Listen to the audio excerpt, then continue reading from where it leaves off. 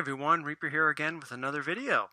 This time I dedicate this video to a discussion about EC Comics. Now I'm not going to show too many EC Comics. I'd like to do a video like that next year. I recently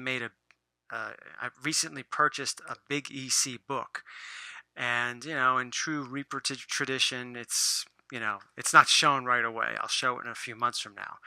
But man, just collecting ECs, if it does anything, it revitalizes my interest in comic books and collecting comic books and getting more comic books and all that stuff.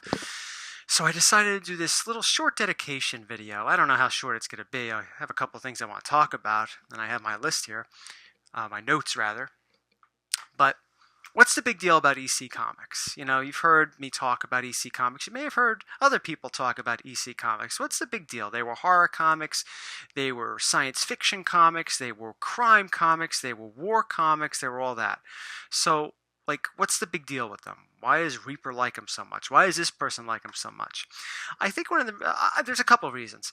I think one of the reasons why EC among comic book people, and I just don't want to say collectors. You may not have to be a collector of comics to appreciate EC books, but I think the reason why comic book people, or those that are interested in comic books, have a warm place in their heart for EC is because those stories, decades later, most of them still hold up today.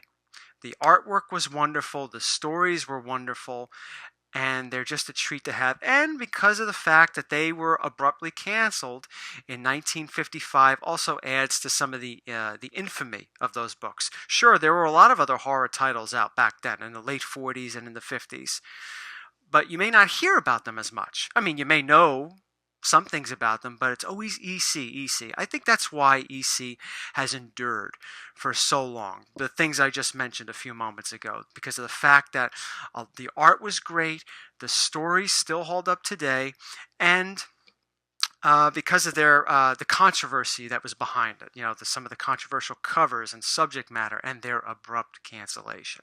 So that's why I think what's the big deal EC? I think that's one of the big reasons why EC has a big deal about them.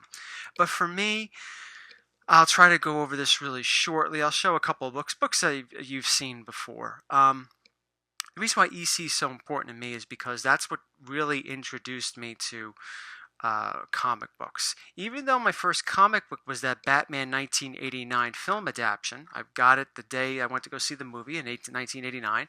I read it, I liked it, but I never had any interest in reading any other comic books. It was one of those things, great.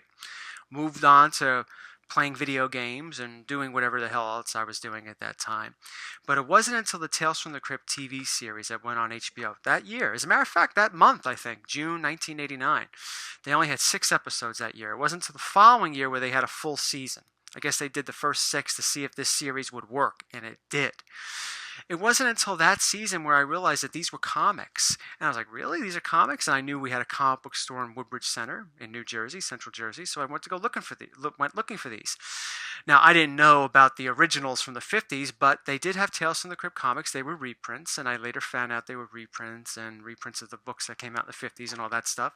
So I would go there and get those books to see if I came across a story in those books that was put on the TV show.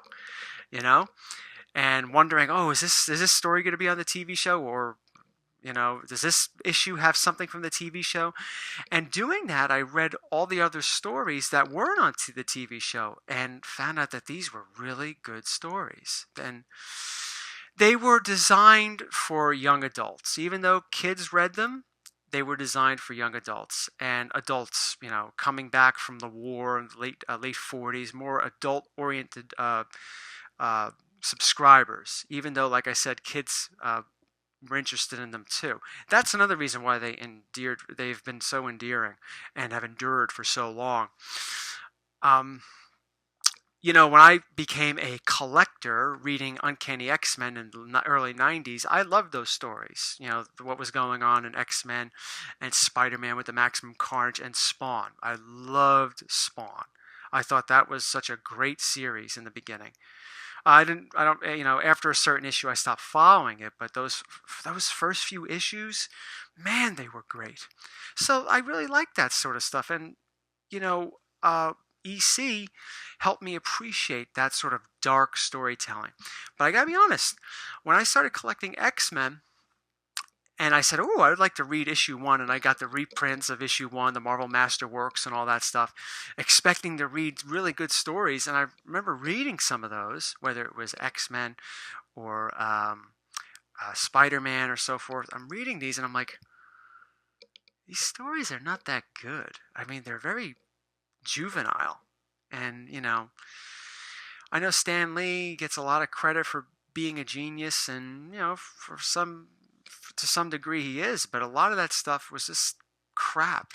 But then again, though, they were targeting a younger audience, especially after the scandals and controversies of EC in 1955. They wouldn't even touch anything that was, adult related, horror related. You couldn't say the word vampire and all those other shit that they had because of the comic codes of authority that really neutered the industry, in my opinion, in 1955. But I look back to Uncanny X-Men #1. Of course, it holds up today in the fact that it's the first appearance of some major characters and is a key Marvel book from the Silver Age. But I don't think it holds up well when it comes to story as some of these ECs. An example I could give you is maybe, and now this is just opinion, you may not agree with me in any of this, and you might have valid points in not agreeing with me, and I understand that, but the show The Twilight Zone.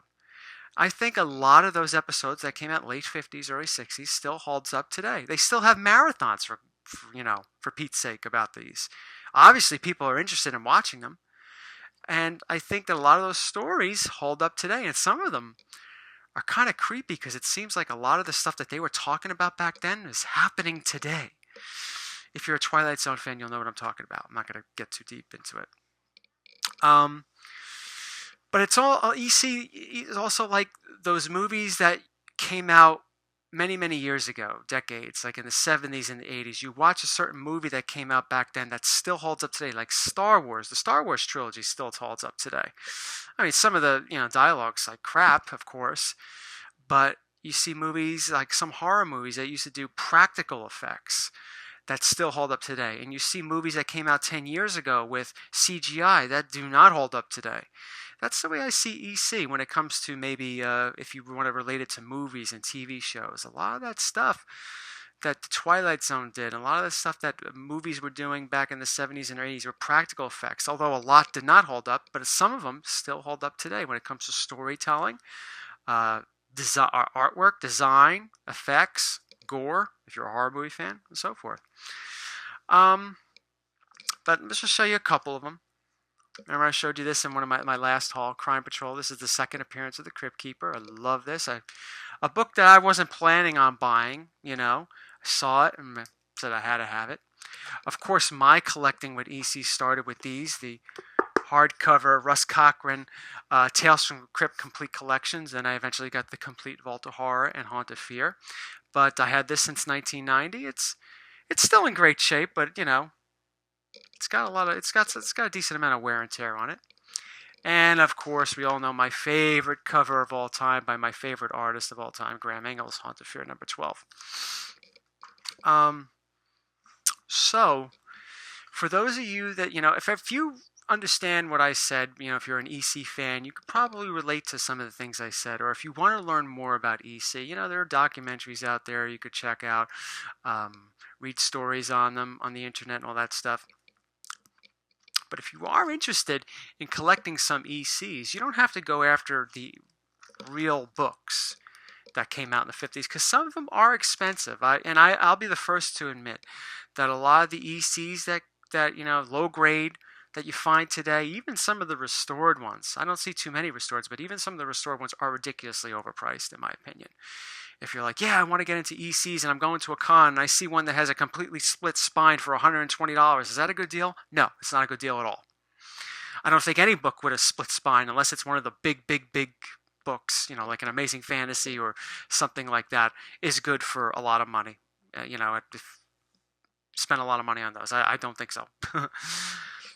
But if you could find some that are for a good deal, they're a treasure and they're an absolute treat to have. And I look at them, and I got a couple more in the mail coming, so I'm pretty excited.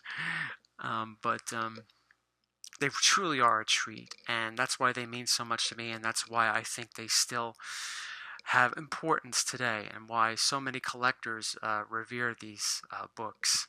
But like I was saying, for those of you that may not want to put that much money down on ECs, not because you can't afford them or not, you just don't feel like spending that much money on horror books, and I understand that, you could collect the reprints.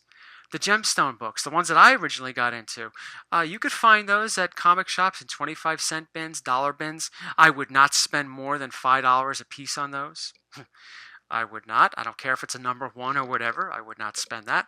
Cover price is okay. Cover price, I think, is $1.95. But you get those, or you get the Russ Cochran hardcovers. They're in black and white, or the EC archives that came out within the last 5-6 years. They're hardcover, but they're also in color. They're about $50 a piece, but if you could find those for a deal, like $30, I don't know how well they sell in comic book shops, but if you get those for $25, $30, even at $50, they're worth it. So if you have any EC questions or anything like that, you could always leave it in the comments or contact me privately. I love talking about EC. I love talking about the artists. It's just too much for me to put into a video here on YouTube. I'd probably be going on and on about them for hours, and we don't want that. But I just wanted to do this short, quick dedication video. I'm super pumped about the EC pickup I recently made. Those of you that have Instagram, you know which one I'm talking about. Very happy I got that book, but you'll see it in maybe a few months in a haul video. And I got a couple others on the way. You'll see them in the same haul video. So I'm super pumped, and I just wanted to share some of my thoughts about EC and what's the big deal with them and why they're important to me and so forth and so on. Thank you for watching tonight. I appreciate it. I have another haul video coming out pretty soon. And probably within the next week, it'll be my last haul of the year. And I'll come out with a couple other videos before the year actually ends. But so I hope you would tune in and watch and comment when those come out. Take care, everyone. Good night.